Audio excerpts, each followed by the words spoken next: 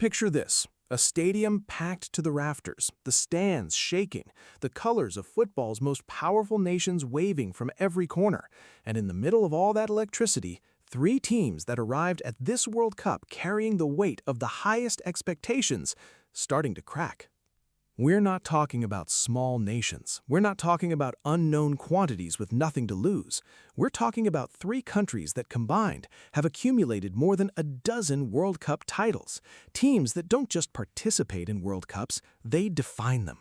And yet, here we are, right in the heart of the 2026 World Cup with the tournament already in full swing across the United States, Mexico, and Canada. And the question nobody wanted to ask can no longer wait. Are Brazil, Germany, and England in serious danger at this World Cup? Stay with us because what we're going to break down today goes beyond just where these teams stand right now. It's about their history, their identity, and the cruel possibility that football, the way only football can, is about to write one of its most stunning chapters. Let's start with the most painful of the three. Let's start with Brazil. 24 years. That is how long the Selección have gone without lifting a World Cup. Since that magical night in Yokohama in 2002, when Ronaldo Fenomeno scored twice in the final and Brazil roared as champions for a fifth time, nothing has been the same for the green and gold. The cycle has shifted, the idols have gone and come, and the weight of being the most decorated nation in the history of this tournament, 5 World Cup crowns, a record nobody has matched, has become a burden as heavy as a solid gold trophy. When FIFA confirmed that Carlo Ancelotti would be Brazil's coach for this cycle, the footballing world reacted with a mixture of awe and optimism.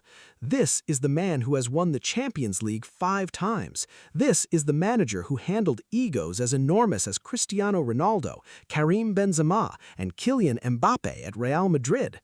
If anyone could unite a dressing room full of superstars and create a footballing symphony, it was him. But football doesn't respect reputations, and Brazil's qualification campaign for this World Cup was a warning sign that many chose to look away from. Brazil won just 8 of their 18 qualifying matches. 8! For a nation that has historically dominated South American qualifying, that number is more than a troubling statistic. It's almost a declaration of crisis. Then came the injuries. Rodrigo Goes, Real Madrid's winger who had been Brazil's second most lethal scorer in qualifying with 3 goals, suffered a torn anterior luciate cricket march. World Cup over. Estevão Willian, Chelsea's teenage prodigy, just 19 years old, widely considered Neymar's heir apparent, sustained a serious muscular injury in April. Gone as well. The result? Ancelotti was forced into a decision nobody expected. He called back Neymar Jr. at 34 years of age, the same Neymar who has spent years fading in the dim light of a footballing twilight, unable to sustain the physical levels that once placed him alongside Messi and Cristiano. A man with the talent of a god, but a body that can no longer keep up with the demands of the game's biggest stages. The first match of Group C was against Morocco. The Atlas Lions, semi-finalists in Qatar 2022, arrived hungry and with a defensive structure that has made the very best suffer. The result? A 1-1 draw. Brazil, the most decorated team in World Cup history, couldn't win their opening match. Vinicius Jr. salvaged the point with a stunning goal in the 32nd minute, cutting inside after a dazzling individual run that, for a fleeting moment, recalled the Brazil of miracles. But it wasn't enough. The second match, a 3-0 victory over Haiti, brought some breathing room. Matheus Cunha scored twice in the first half, and Vinicius sealed it before the break. But even in that match, Ancelotti was forced to withdraw Rafinha after 40 minutes with a possible muscle strain, adding more uncertainty to a situation already generating enough anxiety on its own. And today, precisely today, June 24th, Brazil face Scotland in Miami. On paper, a straightforward task, but this World Cup has already shown us that paper and pitch are 2 very different places. Think of it this way. If Brazil don't win, if they finish second in the group, they face the winners of Group F in the round of 32. That group contains Sweden, the Netherlands, and Japan.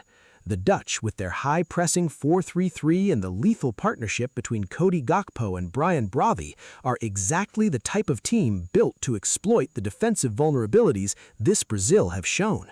The nation of Jogo Bonito is not eliminated, not even close, but the gap between what Brazil should be and what they have shown in this tournament is visible, and their opponents are measuring every inch of it. Now let's cross the ocean. Let's go to Germany. If there is one team at this World Cup that embodies pure contradiction, it is Die Mannschaft.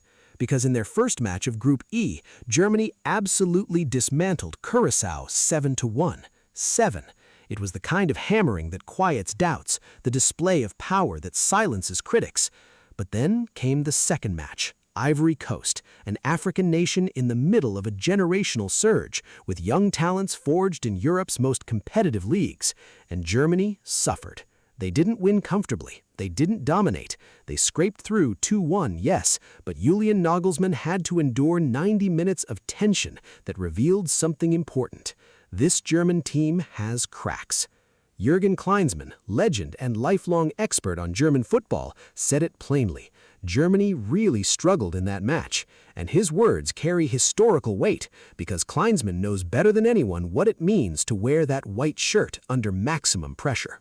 Where is the problem? Several fronts at once. First, the goalkeeper. Manuel Neuer is 40 years old. 40. He is without question one of the most complete goalkeepers in the history of football. His revolution of the position, that sweeper-keeper concept, stepping out, distributing, playing with his feet, breaking pressure lines, changed the game forever. But time is merciless, and the doubts about whether Neuer can handle the physical and mental demands of a World Cup knockout run are entirely legitimate. Second, the defense. Nico Schlotterbeck, a central pillar in Nagelsmann's system, came off injured against Ivory Coast. Early assessments are not optimistic about his return. Losing Schlotterbeck in the group stage may feel manageable. Losing him for the round of 32 could be catastrophic. Third, and perhaps most worrying, the attack. Germany are leaning too heavily on Kai Havertz as their central offensive reference. Havertz is talented, hard-working, technically sound, but he is not a natural goal scorer.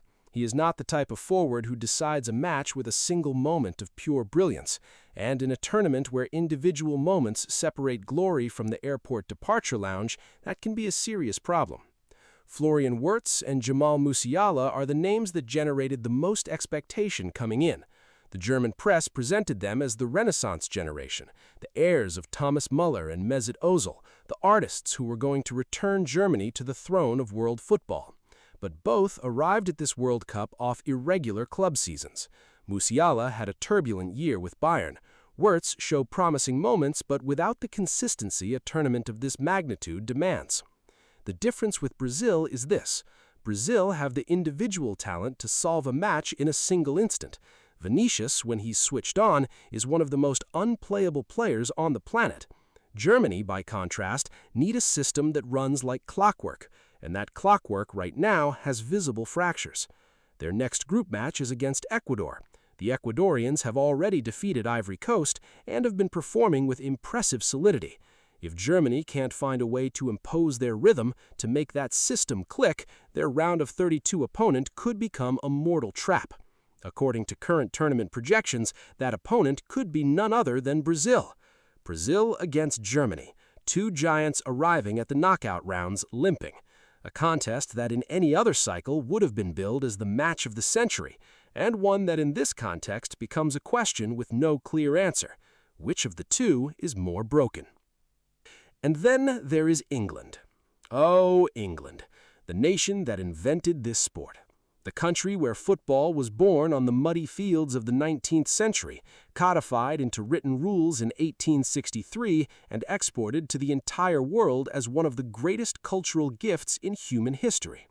England, the nation that has spent 60 years waiting to repeat their only World Cup triumph. 1966, Wembley, Geoff Hurst's historic hat trick. They think it's all over. It is now. And since then, nothing.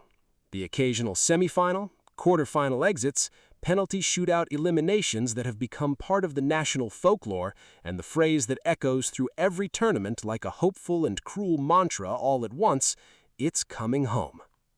Thomas Tuchel arrived at the England bench with a clear mission, to do what his predecessors couldn't. And Tuchel has credentials. He won the Champions League with Chelsea in 2021. He has experience in knockout football. He knows how to prepare a team for all-and-nothing matches.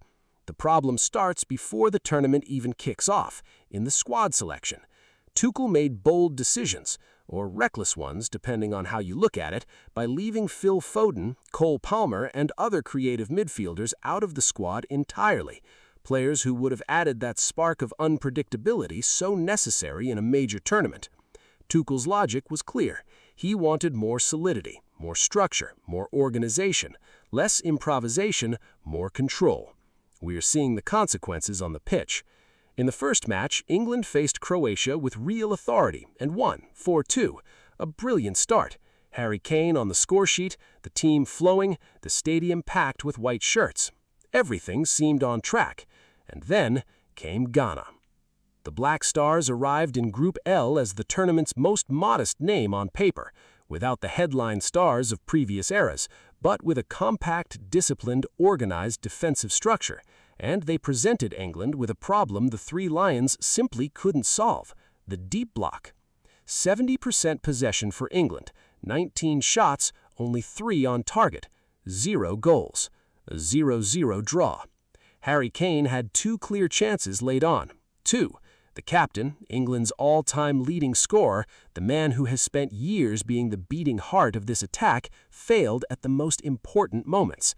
Substitute Nico O'Reilly struck the post, and the clock ticked to the final whistle without the ball crossing the line. The draw itself isn't a mathematical disaster. England remains second in the group with 4 points, and their third match against Panama should be manageable. Reaching the round of 32 remains very probable. But there is something deeper at play, something the numbers don't fully capture.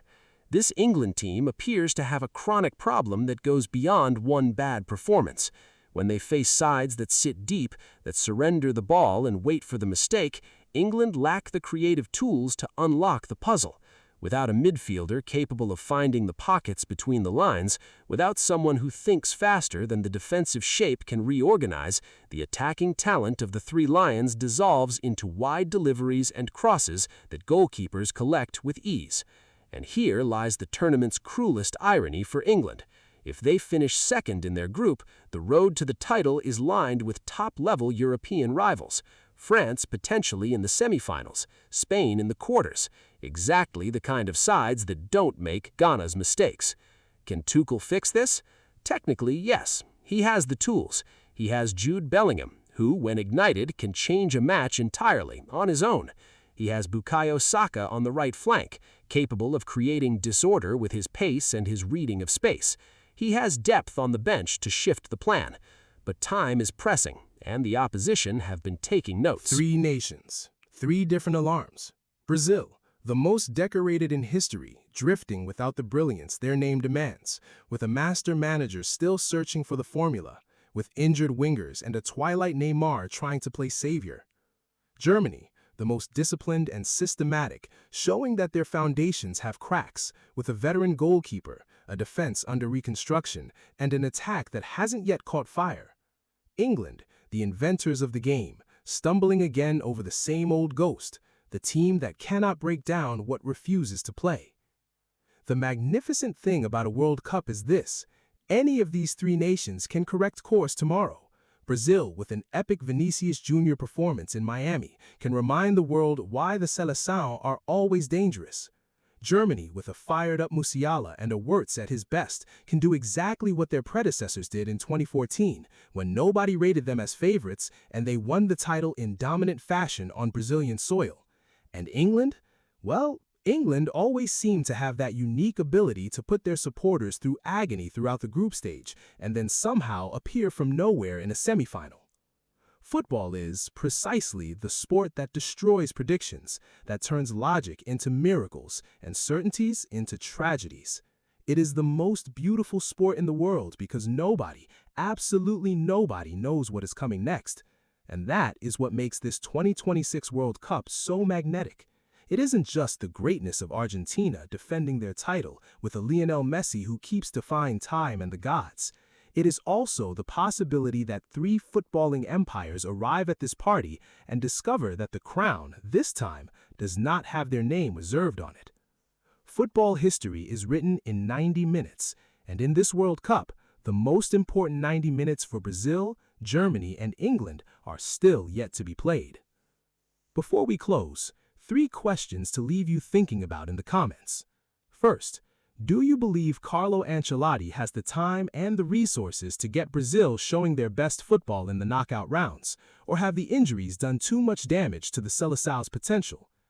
Second, of the 3 nations we've analyzed today, which do you think has the best chance of going all the way? Brazil, Germany, or England? And most importantly, why? Third, does this World Cup have a surprise package? Morocco, Scotland, Norway with Holland, capable of eliminating one of these giants and writing their name into footballing history?